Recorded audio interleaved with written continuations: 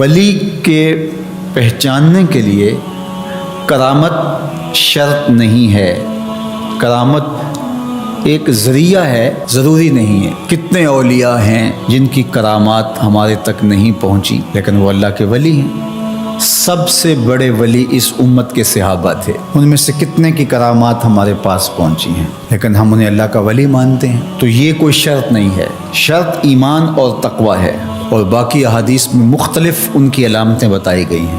الذین اذا رأوا ذکر اللہ، ایمان اور تقوی سے متصف بندگان خدا کی ایک علامت یہ ہے جب تم ان کی صحبت میں بیٹھو تمہیں خدا یاد آ جائے، اللہ کی یاد آنے لگے۔ تو کرامت معیار ولایت نہیں ہے اور شرط ولایت بھی نہیں ہے۔ تھوک کے حساب سے مارکیٹ میں بہت سارے لوگوں کی جعلی کرامات موجود ہیں، تو اولیاء کے لیے ہم عقیدت اور محبت کے جذبات رکھتے ہیں تو پھر مارکیٹ میں 2 نمبر بھی اس کا آئے گا۔ اور ہمیں پتہ ہے غذائی اجناس سے لے کر کے ادویات تک اور دیگر ضروریات زندگی تک کہ اصل کیا ہے اور نقل کیا ہے، تو ہمیں اس میں بھی غور و فکر کرنا چاہیے کہ اصل کیا ہے اور نقل کیا ہے، نہ یہ کہ ہم چند بدطینت لوگوں کی وجہ سے حقیقت کا انکار کر دیں۔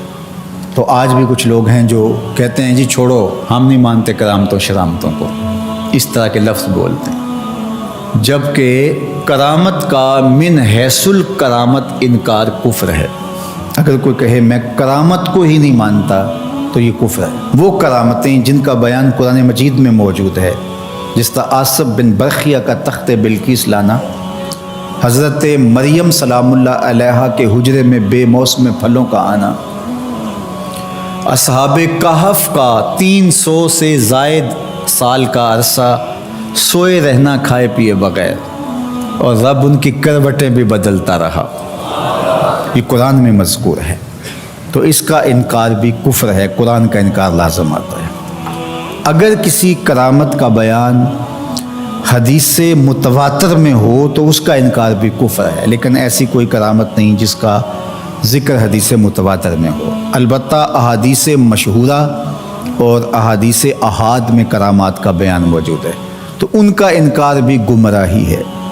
جس طرح وہ 3 لوگ جو غار میں پھنس گئے تھے، انہوں نے پھر دعائیں کی اور پتھر ہٹا۔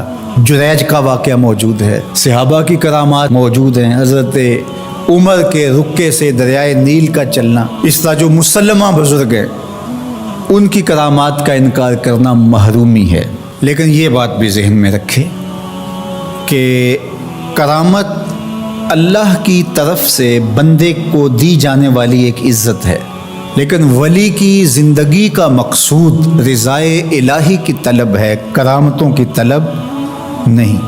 لیکن عمومی طور پہ ہمارے اسٹیجوں کے اوپر اولیاء کے حوالے سے جو بات کی جاتی ہے، بس آپ سننے کے لیے بیٹھے ہیں اور خطیب صاحب نے کان پہ ہاتھ دھرا اور 2-4 کرامتیں سنائیں اور چلے گئے، معیار بتایا ہی نہ، جس کے نتیجے کے اندر بہت سارے عوام اس سے غافل ہوتے ہیں۔ میں اللہ کا شکر ادا کرتا ہوں کہ ہم نے ہمیشہ اس بات کا التزام کیا ہے کہ لوگوں کے سامنے پوری تصویر رکھیں، کیونکہ مجھے اس بات کا احساس ہے کہ آپ لوگ کتنی محنت کر کے کہاں کہاں سے چل کے آتے ہیں۔ پورے پاکستان میں بلکہ پوری دنیا میں ہم جہاں گئے ہیں، ہمارے سامنے جو لوگ آ کے بیٹھتے ہیں زیادہ تر طبقہ باشعور لوگوں کا ہوتا ہے، تو پھر ہماری ذمہ داریاں اور زیادہ بڑھ جاتی ہیں کہ ہم جو ہے وہ ان کے سامنے وہ بات کریں جو بات کرنی چاہیے۔ اس منبر سے آپ کو وہ چیز نہیں ملے گی جو عوام کی ڈیمانڈ ہوگی، وہ چیز ملے گی جو عوام کی حقیقی ضرورت ہوگی۔ اس پر میں بھی اللہ کا شکر ادا کرتا ہوں، اس پر آپ کو بھی اللہ کا شکر ادا کرنا چاہیے، اور نہ یہ کہ کچھ 2 نمبر لوگوں کے رد عمل میں ہم حقیقت کا انکار کر دیں جس طرح معتزلہ کر رہے ہیں، اور ایک طبقہ وہ ہے جو رتب و یابس کو قبول کر رہا ہے، اور آپ نے ایسے شخص، ایسے لوگ کہ جو اچھے انسان بھی نہیں ہیں، لوگوں کو دیکھا ہے کہ ان کو ولی مان رہے ہیں اور ان سے اپنی حاجتیں طلب کر رہے ہیں، ان کو ہادی مان رہے ہیں، مرشد مان رہے ہیں۔ وہ شخص جو خود آشنا بھی نہیں ہے وہ تمہیں منزل آشنا کیسے کرے گا؟ میں کتنے لوگوں کو جانتا ہوں جن کو فہم دین ہی میسر نہیں ہے. یہ میں ان لوگوں کی بات نہیں کر رہا جو منہ دراز ہیں اور بالکل ننگ دھڑنگ ہیں، ان کی بات نہیں کر رہا. جو بظاہر حلیے میں بھی ہیں ان کا فہم دینی ناقص ہے. کتنے ایسے علماء کو جانتا ہوں ان کی توحید کا تصور ناقص ہے. تو یہ بدبختی ہوتی ہے. اب وہ کیا کسی کی رہنمائی کریں گے؟ جو خود ڈوب رہا ہے وہ کسی کا ہاتھ کیسے پکڑے گا؟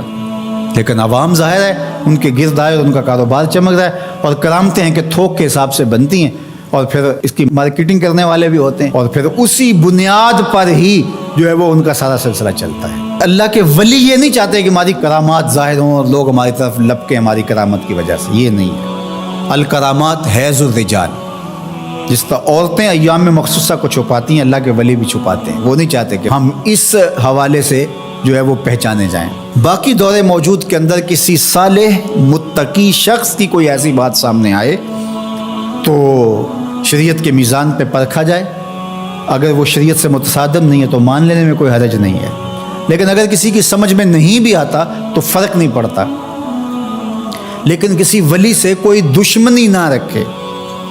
جو کسی ولی سے دشمنی رکھے تو اللہ فرماتا اس کا میرے ساتھ اعلان جنگ ہے، تو وہ پھر شخص محروم کر دیا جاتا ہے.